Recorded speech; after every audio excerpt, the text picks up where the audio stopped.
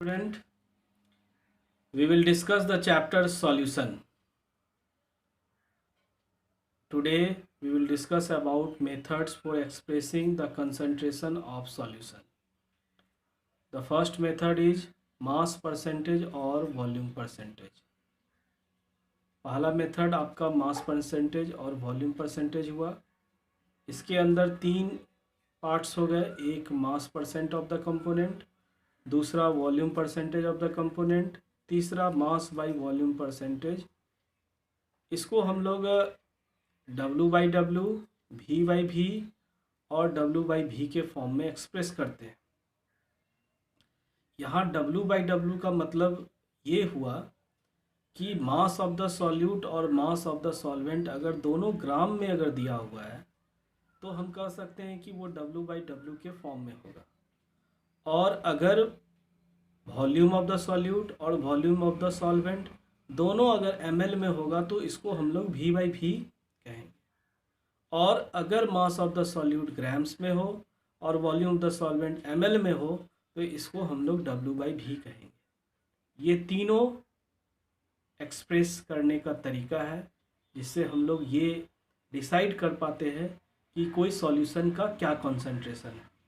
अब हम लोग इस मास परसेंटेज और वॉल्यूम परसेंटेज पे बेस्ड न्यूमेरिकल बनाते हैं ताकि हमारा कंसेप्ट और क्लियर हो जाए. Now let us solve the numerical based on this topic. Question is that A solution contains 35 gram of common salt in 300 gram of water. Calculate the concentration of the solution. यहाँ पे इस question में 35 ग्राम common salt यानी कि solute का मास 35 ग्राम दिया हुआ है और ये आपका मास के फॉर्म यानी W के फॉर्म में है और सॉल्वेंट भी आपका 300 ग्राम्स के फॉर्म में दिया हुआ है.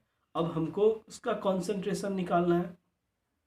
तो we know that concentration of the solution equal to mass of the component in the solution divided by total mass of the solution into 100.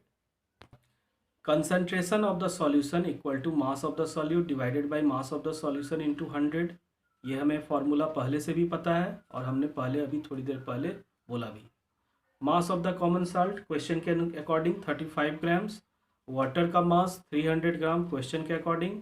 Mass of the solution that means solute plus solvent. 35 और 300 को add कर देंगे हमें 335 आएगा.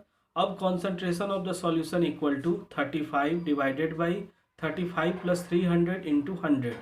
We will get the result 10.45%. Now second question is that a solution contains 5 ml of alcohol mixed with 75 ml of water. Calculate the concentration of the solution in terms of volume percentage.